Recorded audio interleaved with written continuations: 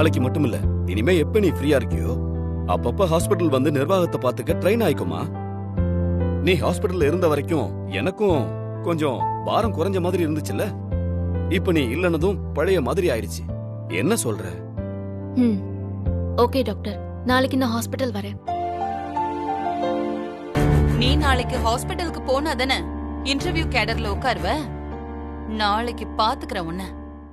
Okay Mitra, thank you. All the best. Thank you doctor.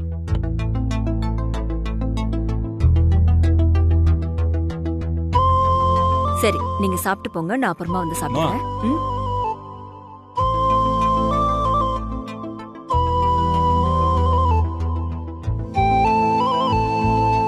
Mitra, உனக்கு இன்னொரு good news இருக்கு. என்ன குட் நியூஸ்? நீங்களும் ஹாஸ்பிடல் வரீங்களா? ஏய் இல்ல, நம்ம இன்னும் 4 டேஸ்ல குளுமணாலி போறோம். என்ன இப்ப வந்து திடீர்னு சொல்றீங்க? இப்பதான் எனக்கு டிக்கெட் கன்ஃபார்ம் ஆச்சு, அதனால தான் உடனே சொன்னேன். அம்மா கிட்ட எல்லாம் சொல்லிட்டீங்களா? என்ன மித்ரா, உன்கிட்ட நான் இப்பதான் சொல்றேன். ஏங்க, இப்ப இங்கே தானே இருந்தாங்க, சொல்லிருக்கலாம்ல. ஏய், ஃபர்ஸ்ட் நான் உன்கிட்ட சொல்லிட்டு அதுக்கப்புறம் தான் எல்லார்கிட்ட சொல்லணும்னு நினைச்சேன். சரி சரி விடு, நம்ம காலைல சொல்லிக்கலாம்.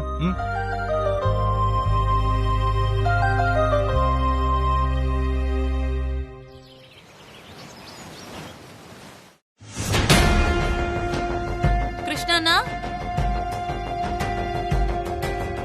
சொல்லுங்கம்மா. சித்தார்த்தும் சாதனாவும் டான்ஸ் கிளாஸ்க்கு போயிருக்காங்க. நீங்க போய் அவங்கள பிக்கப் பண்ணிட்டு வந்துருங்க. மித்ராமா ஹாஸ்பிட்டலுக்கு போகணும்னு சொன்னாங்கம்மா. அவ இப்பதான் ரெடி ஆயிட்டு இருக்கா. அவ கீழே வரதுக்குள்ள நீங்க போயிட்டு வந்துடலாம். மித்ரா கேட்டா நான் சொல்லிக்கிறேன், நீங்க போயிட்டு வாங்க. சரிங்கம்மா. மித்ரா, நீ ஹாஸ்பிட்டலுக்கு போய் கொஞ்சம் கொஞ்சமா மேனேஜ்மெண்ட் ஆக்குபை பண்ணிடுவ. அதுக்காக காத்துட்டு இருந்தனா இங்க இருந்துகிட்டு வீட்டு வேலைங்களை பாக்கணுமா? வா மித்ரா, நீ கீழே இறங்கி வாமா. 6 மாசம் வினய் அக்ரிமெண்ட் போட்டுதான் கல்யாணம் பண்ணிக்கிட்ட ஞாபகப்படுத்தினா இந்த மாதிரி நிர்வாகத்துல தலையிடுறது எல்லாம் நீ நிறுத்திடுவ.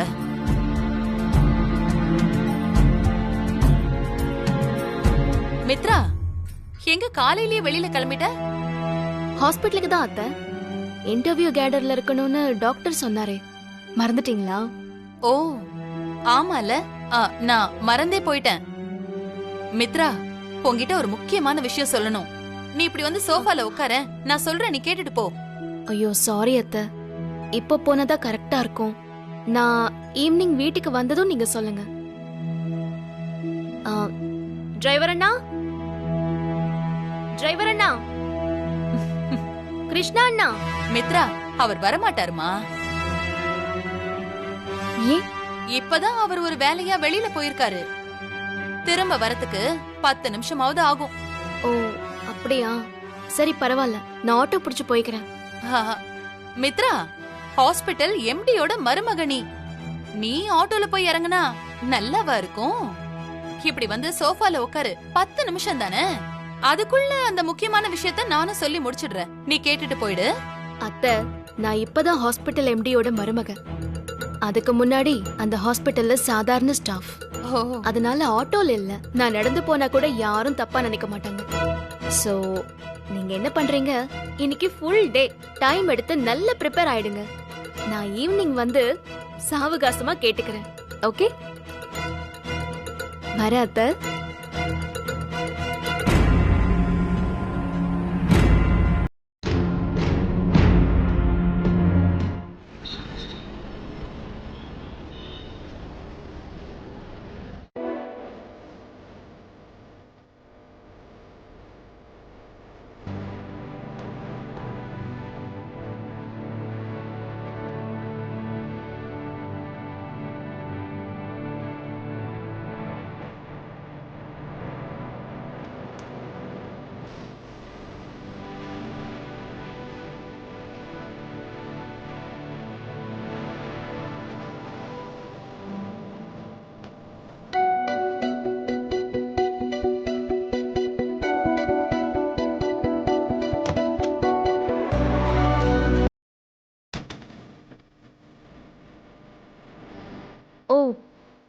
ஐயோ சாரிங்க, எனக்கு அட்மின்க்கு ஆளை ஹையர் பண்ணிட்டாங்கன்னு தெரியாது.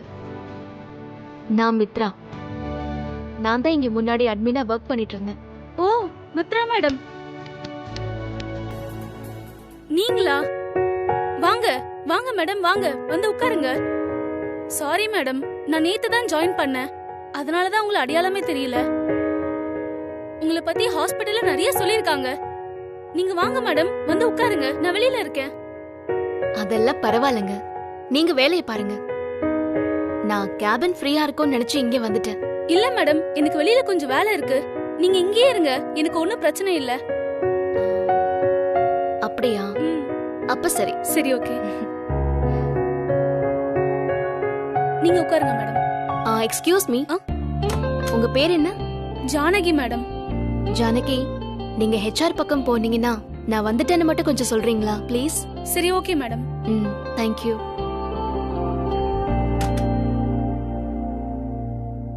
எனக்கு ஹாஸ்பிட்டல் வந்தாலே ஒரு மாதிரி சங்கடமா இருக்கு. யார பார்த்தாலும் good morning madam, good morning மேடம்னு. ச்சே, இதுல இன்டர்வியூ பேனல்ல வேற உட்காரணும்னு டாக்டர் சொல்லிட்டாரு. Good morning madam.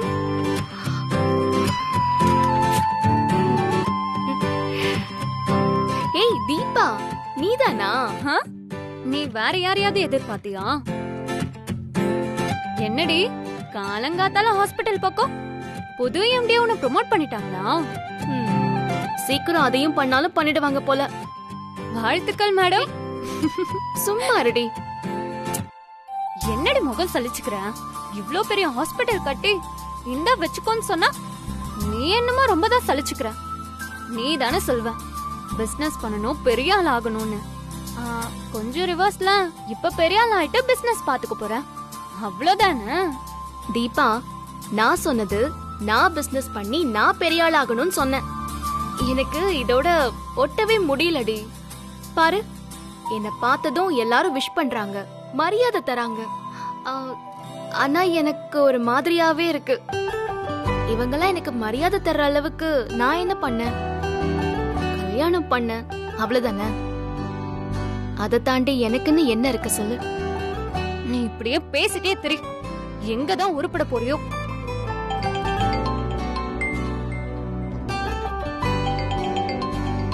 அம்மா. பேசு. ஹலோ மா. மித்ரா. மா, அம்மா என்னாச்சு? உங்க அப்பாவுக்கு. அம்மா என்னாச்சு? அப்பாவுக்கு ஆக்சிடென்ட் ஆயிடுச்சுடி. ஆக்சிடென்ட்டா? எப்போ? ஏய், ஆக்சிடென்ட்டா? யாருக்கு? மா, மித்ரா சொல்லு. ஹலோ மா. ஹலோ மித்ரா, என்னடி? அம்மா. ஏய், என்னடி ஆச்சு? மித்ரா, தீபா சொல்லு. அப்பாக்கு ஏன் அப்பாக்கு என்னடி ஆச்சு? ஏய், மித்ரா, அப்பாக்கு என்ன ஆச்சு? ஏய், மித்ரா.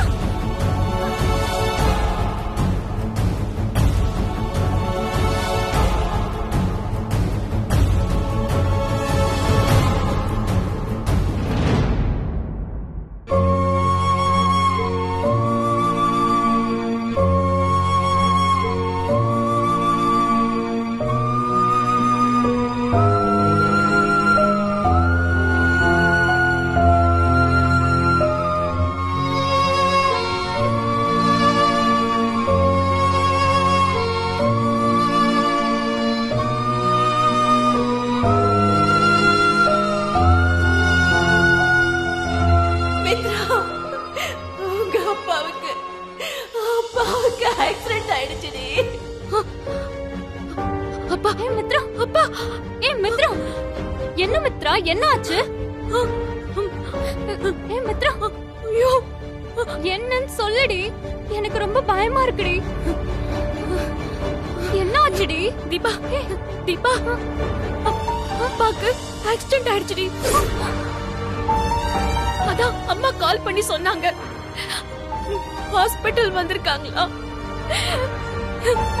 என்ன வர சொல்றாங்க. தீபா, நான் என்ன பண்றது? அழாதடி மித்ரா, இப்ப என்னடி செய்யறது நம்ம? தெரியல தீபா. நிலைமைய பாத்தியாடி? அழாதடி. எப்படி ஆயிடுச்சுன்னு மித்ரா அழாதடி. அப்பா எப்படி இருக்காருன்னு வேற தெரியல. எனக்கு ரொம்ப அழாதடி. பயமா இருக்கு அப்பா ஒண்ணும் தீபா. ஆகாது. அழாத ப்ளீஸ் மித்ரா, ஒண்ணும் இல்லடி. அழாம இருடி. அவங்களுக்கு எதுவும் ஆயிடக்கூடாது தீபா. என்னடி? அவருக்கு நாங்கெல்லாம் ரொம்ப நல்லா இருக்கணும், அத பாக்கணும்னு ரொம்ப ஆசைப்பட்டாரு. சரி அழாத மித்ரா ப்ளீஸ் டி. அவருக்கு வேற எந்த ஆசையும் இல்ல. அதெல்லாம் பார்க்காம அவருக்கு எதுவும் ஆயிடக்கூடாது.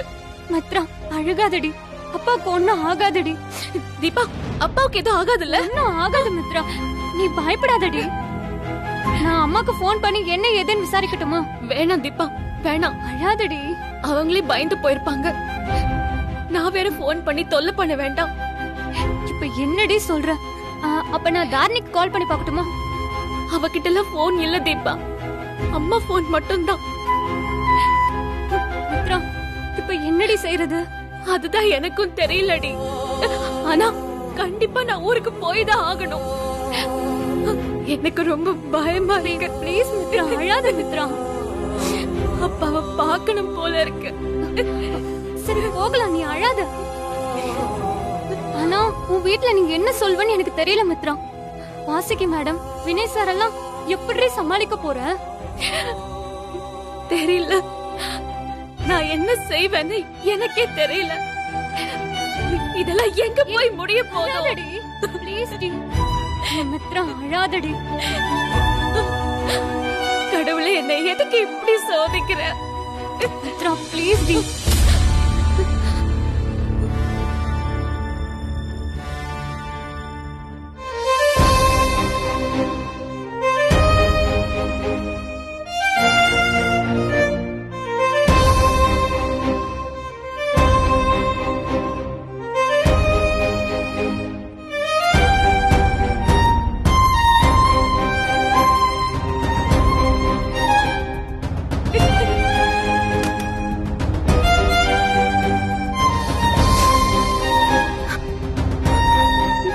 மித்ரா, என்ன பிரச்சனை?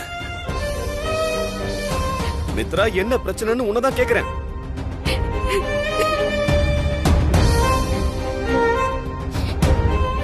அப்பா, அப்பாக்கு accident doctor. Tell me again. அப்பாவா? டாக்டர், என்ன மன்னிச்சிருங்க டாக்டர். மித்ரா, ப்ளீஸ் டாக்டர், என்ன மன்னிச்சிருங்க டாக்டர். நான் உங்ககிட்ட மறைச்சேன். நான் உங்ககிட்ட மறைச்ச கடைசி உண்மையும் இப்ப நான் சொல்லிடுறேன். உண்மையா? என்ன மித்ரா, என்ன சொல்ற நீ? எனக்கு புரியல. என்ன உண்மை சொல்லு. நான் அனாதை இல்ல டாக்டர்.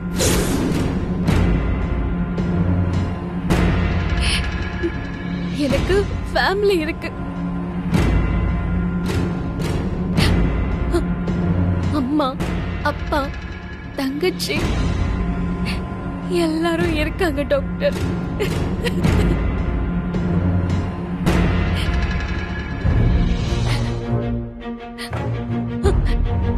இது உங்ககிட்ட சொல்லாதது ஏன் தப்புதான். என்ன மன்னிச்சிருங்க டாக்டர்.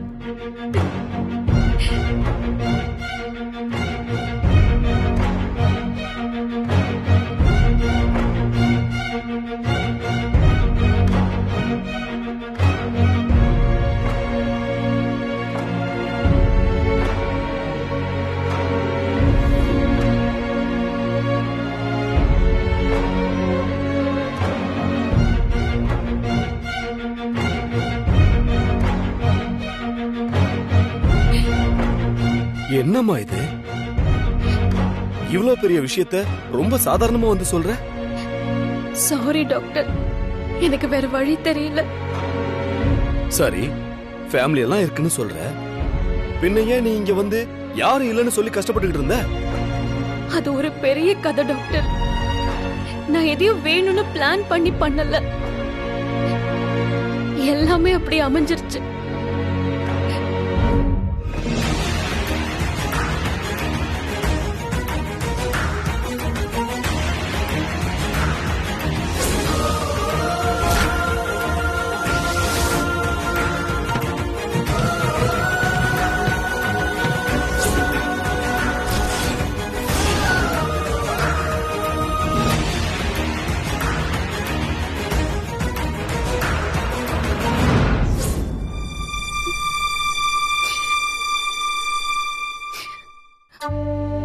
இதான் டாக்டர் நடந்தது.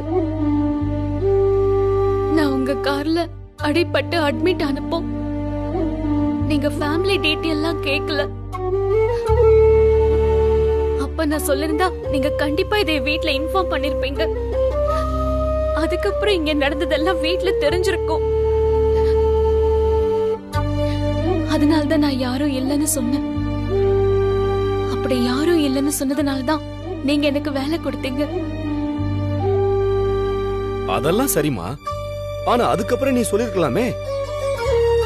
வினய மேரேஜ் பண்ணிக்க நீ சம்மதம்னு சொன்னப்போ உனக்கு யாருமே இல்லைன்னு அதை நம்பிதானமா நான் உனக்கு சம்மதிச்சேன். உனக்கு ஃபேமிலி இருக்குன்னு தெரிஞ்சிருந்தா சத்தியமா இதுக்கு நான் சம்மதிச்சிருக்கவே மாட்டேன். இதான் பிரச்சனைன்னு சொல்லிருந்தா அதுக்கு வினய கல்யாணம் பண்ணிருக்கணுங்கிற அவசியமே இல்லையா? தெரியும் டாக்டர். நான் ஃபேமிலி இருக்குன்னு சொல்லிருந்தா நீங்க இந்த கல்யாணத்துக்கு சம்மதிச்சிருக்கவே மாட்டீங்க. அப்புறம் நான் உண்மைய சொல்லிருந்தா நான் மேரேஜ் பண்ணிருக்க வேண்டிய அவசியமே இல்லைன்னு பணத்தை கொடுத்திருப்பீங்க. எல்லாமே எனக்கு நல்லா தெரியும் டாக்டர். அதனால்தான் நான் அப்ப உண்மைய சொல்லல. டாக்டர், நான் பணத்துக்கு மட்டும் வினய மேரேஜ் பண்ணிக்க சம்மதிக்கல. உங்களுக்காகவும் தான்.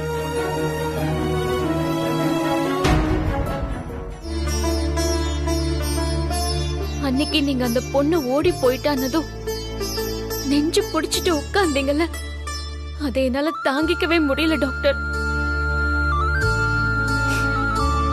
அதுக்காக தான் சம்மதிச்சேன். நான் உண்மைய சொல்லிருந்தா ஏன் பிரச்சனை தீர்ந்திருக்கும். ஆனா உங்க பிரச்சனை அப்படியே தானே இருந்திருக்கும்.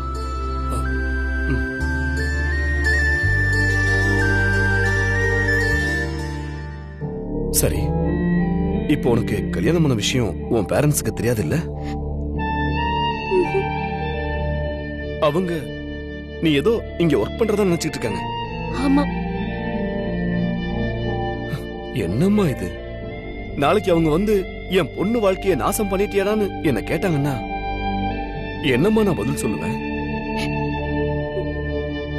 நீ ஜெயிலுக்கு போனது, இந்த தர்மனால மேரேஜுக்கு அக்ரிமெண்ட் போட்டது, இதெல்லாம் கூட கடைசி வரைக்கும் வாசுகிக்கும் வினைக்கும் தெரியாம பாத்துக்கலாமா?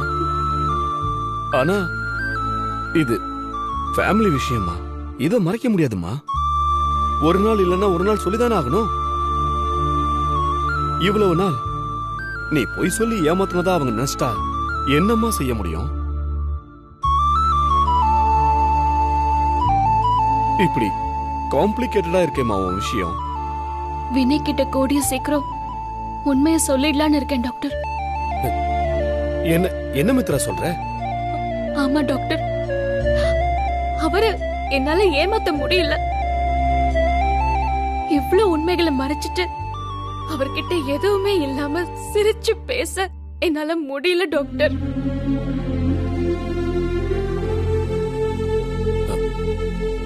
சரிமா, அது உன் விருப்பம்.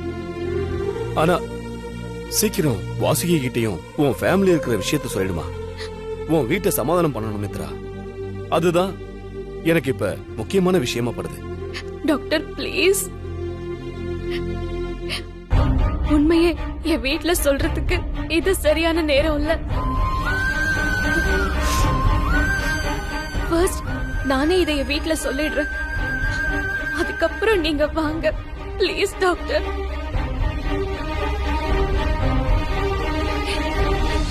இப்போ எப்படியாவது என்ன ஊருக்கு அனுப்புங்க டாக்டர். என் அப்பாவை எனக்கு பார்க்கணும் போல இருக்கு டாக்டர். சரி சரி சரி சரி மித்ரா, நீ அழாத.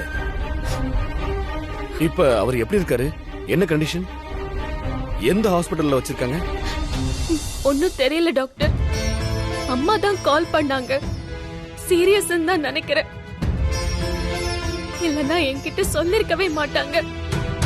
நான் பயப்படவே நினைச்சு அவங்களே சமாளிச்சிருப்பாங்க. சீரியஸ்ங்கிறதுனால தான் என்ன வர சொல்லிருக்காங்க. நான் போய் ஆகணும் டாக்டர் ப்ளீஸ். போலாமா? போலாம். நான் வீட்ல என்ன சொல்றதுன்னு தாம்மா யோசிக்கிறேன். உன்னை ஹாஸ்பிடல் வர சொன்னாலே வாசுகி 100 கேள்வி கேட்பாங்க. அவளை எப்படி சமாளிச்சு உன்னை அனுப்பி வைக்கிறதுன்னு தான் தெரியல. வினய் வேற இருக்கான். வாசுகி சம்மதிச்சாலும் வினய் 50 கிராஸ் கொஸ்டின் கேட்பாமா?